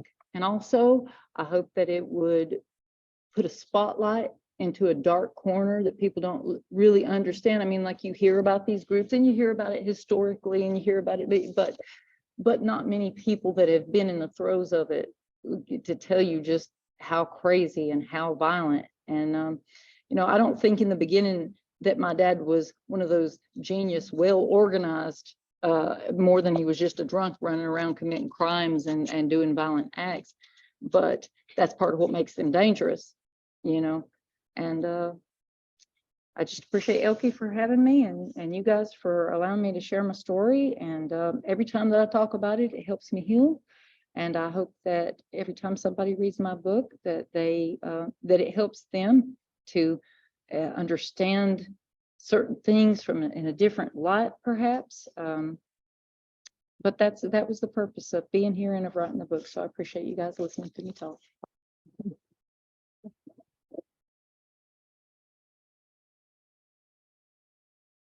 All right. Thank you so much, Jvonne. Thank you so much, Chris.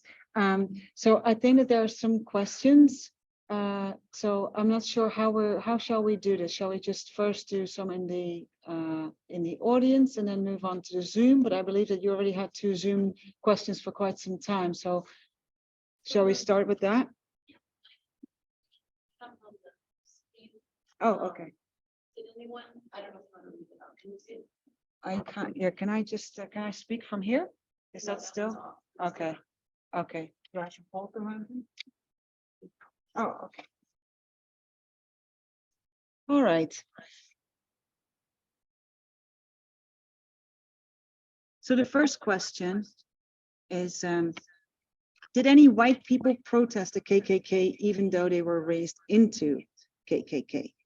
This is one of my students. Thank you so much for your question, Victoria. And yeah, as you know, absolutely. You know, I don't know, Chris, if you want to say a couple of things about that. Thank you. I have the spaceship. No, absolutely. I think that is one of the things that is really an interesting connective tissue. I was really thinking about this, particularly during your incredibly powerful presentation, which is that there are always this is a process, right? And people go through that process and they normalize it.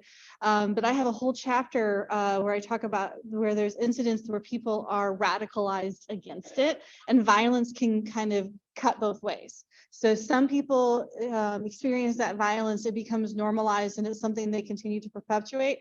Some people experience that violence often in the home. Catherine Dupree Lumpkin, for example, witnessed her father beat their Black cook, who she was very close to and had a personal relationship with. And it just, you know, she later said it broke something in her, right? To see that violence in her household with someone that she loved. And so she came up to fight later on against that. Now, I'm a little bit earlier than the Klan in the civil rights movement, but there's clearly very strong parallels between people who went through this process, and usually they had some sort of epiphany, a racialized epiphany. Usually it was coded in sort of religious terms. where they said, I will actually reject all of this and actively fight against it. So there are absolutely people in my era, as well as I believe in the other eras, who actually rejected it, and didn't just reject it, but rejected it and actively went out and fought against it, and joined movements against it.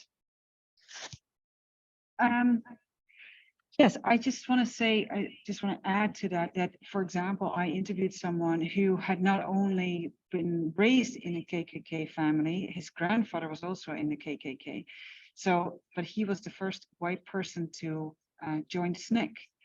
And he had actually become very active in the civil rights movement and continued to be active even after it became an all black thing around the 70s.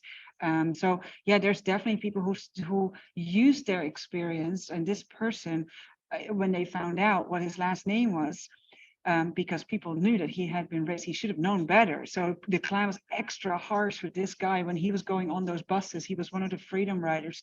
So, you know, this was definitely people, you know, from within started to rebel against their upbringing for sure. So I hope that that answers your question, Victoria. And then I also had a question from Michael Spear, who said, I noticed that one of the slides in the first presentation was identified as being in Long Island. That's interesting. I believe there was a large KKK presence in Queens and Long Island. So this isn't totally a Southern story, is it? I will say something about that first, and then maybe Chris wants to say something about that, but it's a big misconception. The Klan was active everywhere. Even, you know, there were crosses burning in New Jersey. California had a very active Klan. The Klan was everywhere. It was in the North, it was in the South. I think that in terms of how much of the law enforcement was actually part of the Klan. Huh? Louder? Okay. In terms of how involved law enforcement was, I think that that's something, and that's just, I cannot completely back that up, but I have a sense that it was more entangled in the South. So I think that the Klan, especially around the civil rights era, kind of could just do whatever they wanted. And these communities were so isolated. Oftentimes the sheriff was the person, he was everything, right?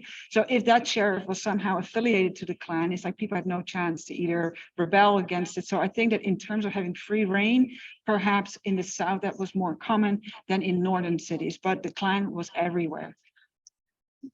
And definitely the first Klan was very geographically limited to the South, but particularly with the Birth of a Nation and it being sort of the first sort of blockbuster film, nationalized that movement. The second Klan was very nationalized. It did also retreat and then return back to a stronghold in the South because they were much more protected for those things. But it was absolutely a national movement.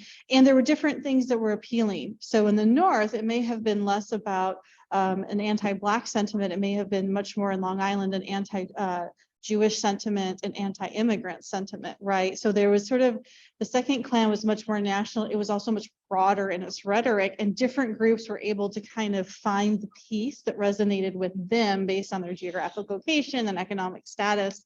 In the South, right, race remained a really consistent concern and thread, but in the North, I could definitely see a lot of intersections, right, in the geographical area of Long Island, right, with economic stress brought on by immigration, right, concern about anti-Semitism and particularly the anti-Catholic rhetoric that was also developed by the Klan and widely espoused in the 20th century. Thank you so much. I'm going to do one more question off our chat, and then we're just going to open it up to the audience here. I don't want to keep you too long. Thank you so much for already being here for a long time. We really, really appreciate it.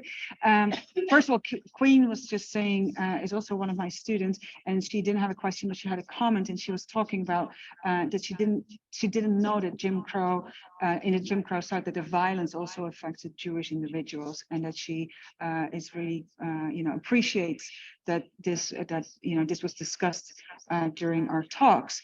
Now, Vincent has a really interesting question. I think that Jvonne would probably be the person to answer this. But so Vincent is saying, with the current political climate and division within the country, movements like Black Lives Matter, not criticizing, involvement in foreign policies, etc. Do you anticipate a resurgence within the KKK or other white supremacist organizations?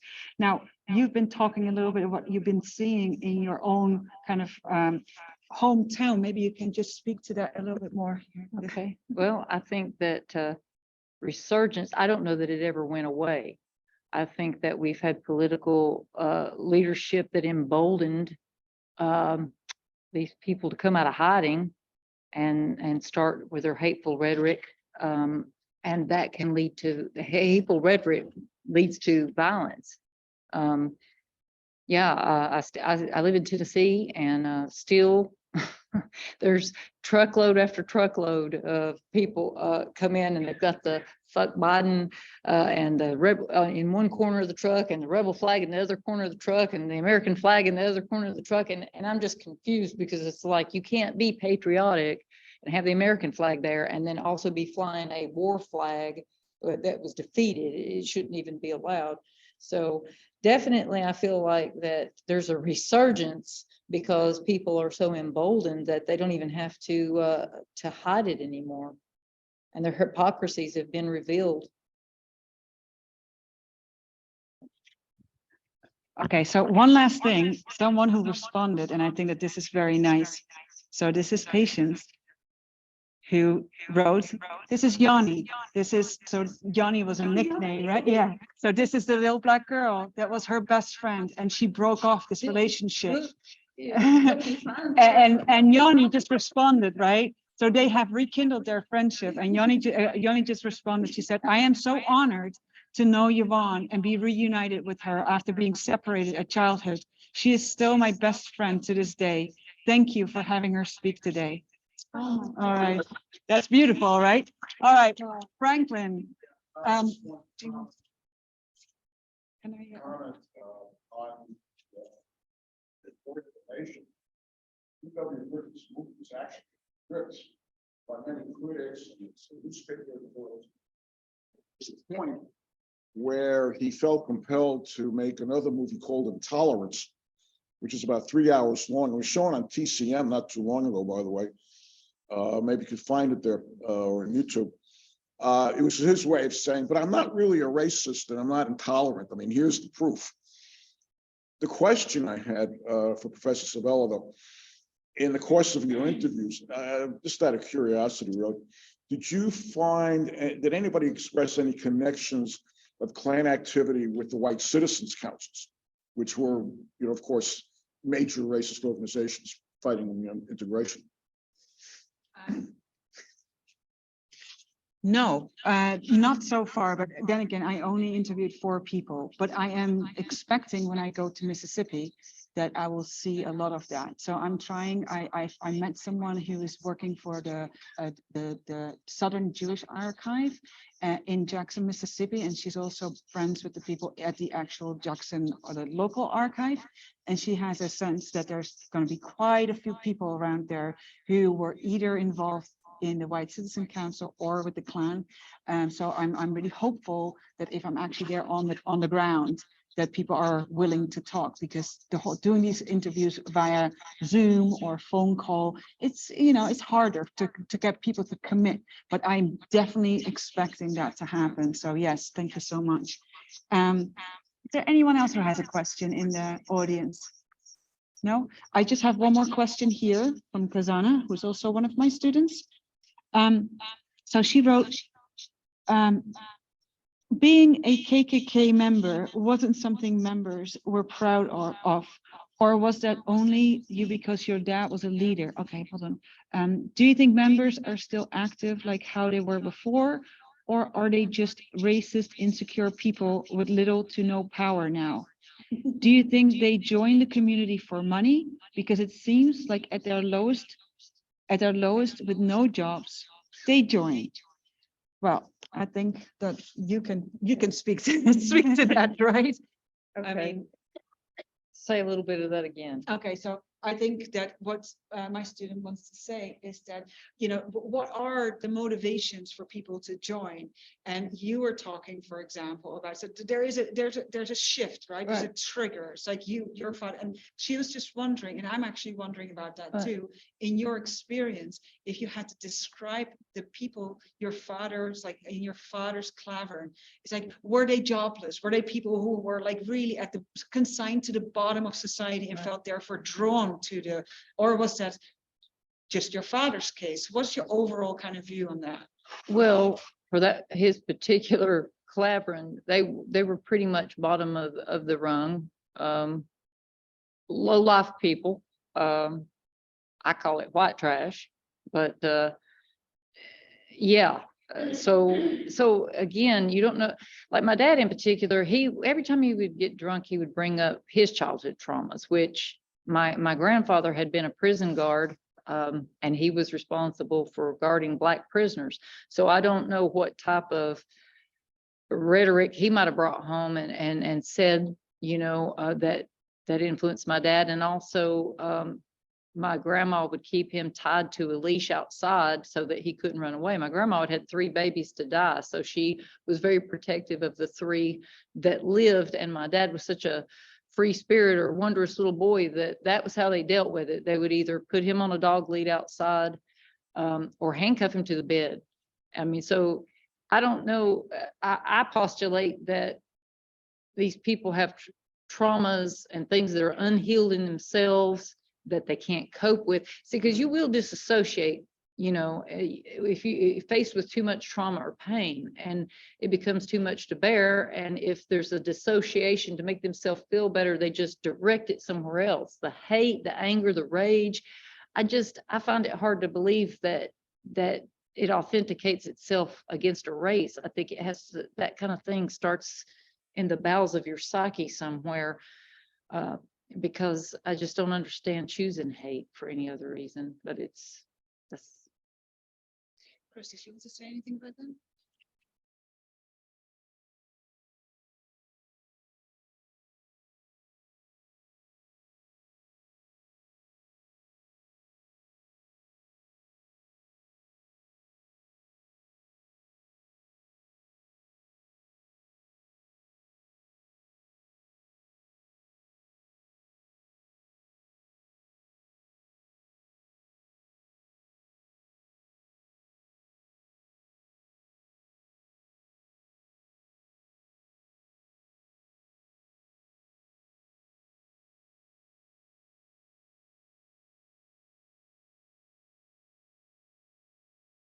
Radio, thousands of people would come, children would get out of school to go and witness mob violence against a Black man. And one of the biggest things that every article that was reported would say, the mayor was there, the town's elite were there. It was very important to understand that whites, you know, the whole point of this was to erase class divides, right? Because poor whites have more in common with poor Blacks, and white Southerners' biggest fears in the late 20th century.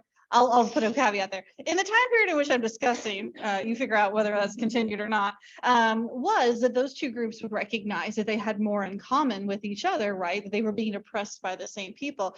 And so part of mass mob lynchings was to unify based on race, right? No matter how poor you are still better, right? And you needed the elite of the town to drive that rhetoric.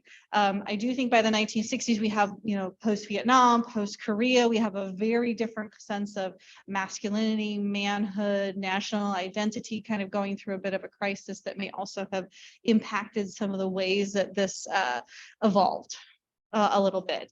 But definitely when I'm looking at the late 19th and early 20th century, I'm seeing all classes of whites involved in these organizations and these incidents of violence. Yeah.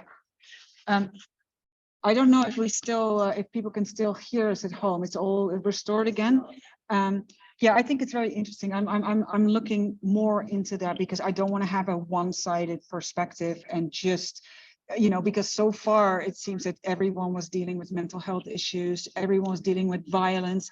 So I want to see if there's other people out there who were involved. But I do think what this, and I will come to a conclusion here, that I think it's really important that we realize that there are personal stories behind these evil people, and we need to understand these stories. And I'm not saying that we need to forgive them, but we need to understand where it comes from. And only then, you know, when you see this kind of like the generational kind of like passing down of hatred and all sorts of other issues, that, you know, maybe we can stay, you know, steer them clear from, like, get them away, get them out of that kind of equation. But we need to kind of open up and see what's happening in those people's lives. So I hope that that's kind of a message that we can, like, you know, take home type of message, you know, that if you meet people who might not have the same ideas as you have, you know, talk to them. Because that's the most important thing. Don't just unfriend someone if they post something you don't agree with. Go into that dialogue with that person and try to understand what motivated them and see what you can do. It's your responsibility as well to talk to these people. So I hope that that's, you know, as a little kind of challenge.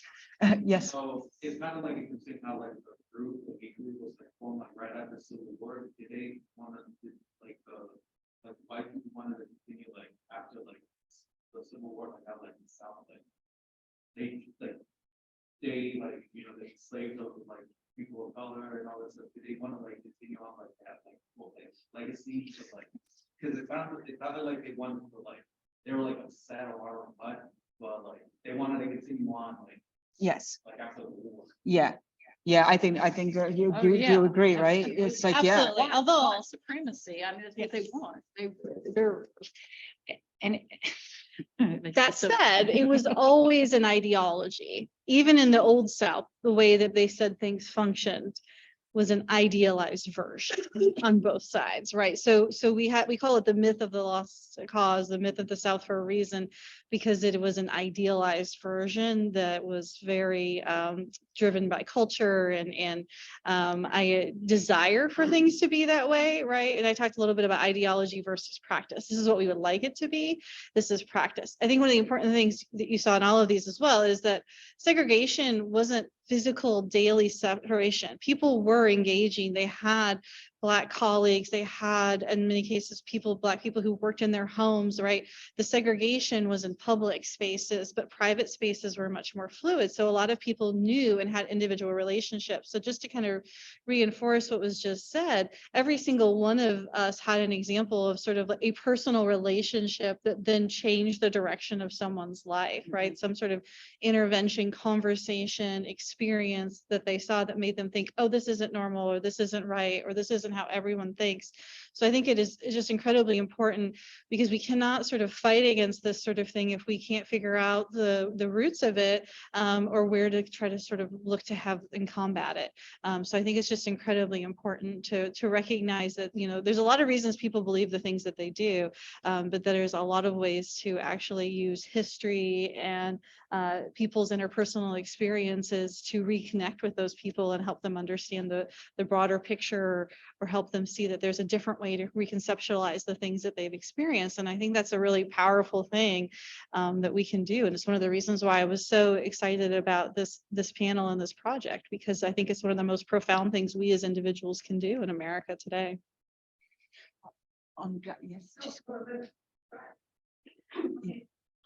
How would you say there was every recruitment for the KKK for the union? You repeat this question. Why was there heavy recruitment for the KKK through unions? Because back then they were seen as communism. They're going to take out money. They're not going to do much for you. It's just there was such a big like how we know unions now compared to then. It's like very different. So where was that disconnect? I guess. I'll answer that one quick. So I was very surprised about that too. It's one of those things that we don't quite understand. Like, we know that working class, especially white working class males, are drawn to these organizations. So it is not surprising that the KKK would use unions to get to those people. But at the same time, we see is again theory and practice, right? In theory, a lot of unions have like socialist principles, and it's about solidarity and so on.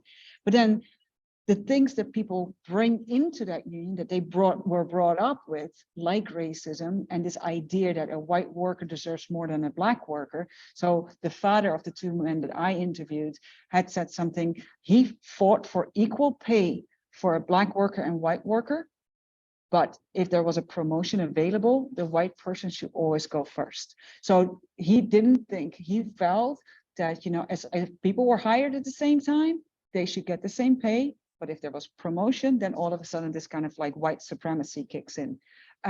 So it is really interesting. And it's one of the things that I really want to explore in more depth is how did these unions, that you had these two different forces coming together in these unions. It's like you have this ideal on the one hand, and then you have this practice on the other hand that really kind of, it's like these kind of like this white supremacy and this racism. So that's definitely something that I want to explore, and I'll let you know what my findings are, but it's a great question. Thank you so much.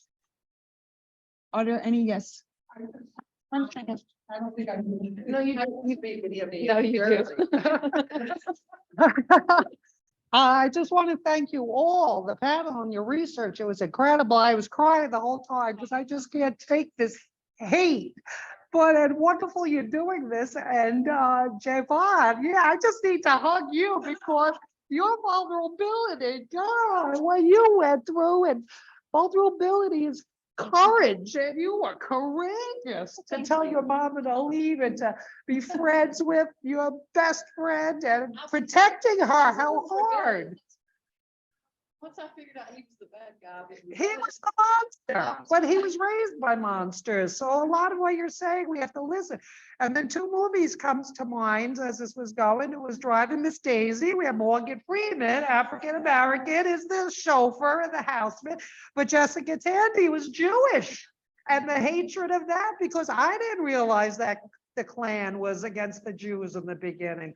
And alcoholism has been around since alcohol's been around. So I'm sure it was prevalent in the first round as well. But I just have to thank you all. And also the other movie is the new one now with Elvis, that he was so influenced in the poverty of Tennessee. He was put into the Black housing project. And it was talking about how, yes, if they kept those families together more, they would be a power force against the abusers of all the lower economic shelter. Yeah, Amen. Experience. It just so happens that we were at the low end of the poverty and the lower class, but yeah, there's racism throughout all classes. So I definitely don't want anyone to think that it only stems from alcoholism or mental, stuff like that. That was just my personal experience with my family, but no, it's widespread, it's systematic. And yeah. And we have to end it here. Just want to say one thing. Yes, we have been talking about, we don't want to make any sweeping statements. We know it's not, just about the South. We should all be aware. There's a lot of people who moved away from the South to the North and had more experiences with racism after leaving the South. So this is not about all white people. It's not about just the South. It's not just about people who have alcohol. It's intersectionality. It's like there's lots of things coming together, that have influence, and we have to untangle it. And that's our job. We got to untangle it. Grown past even just African Americans, it's the Hispanic people. Hispanic people, they're taking our jobs, or Muslim people for having a different faith. I mean, so it's brown people in general. Oh, yes. They're afraid of. Absolutely. No, I agree. The last thing, and then this is really it. Doreen said, and I haven't been able to read all of the questions, but the questions that I thought were the most pertinent, I asked. But I do want to thank my students who have been uploading questions. So Doreen said, I just want to say thank you for sharing your stories and your courage to speak about them. Your stories are so important to educate the nation and even the world to know. because of its current political climate. So let's just end it there. Thank you so much. I really appreciate, as like students, you just really made my day. Thank you so much. Thank you. Really appreciate it. All right. Yes.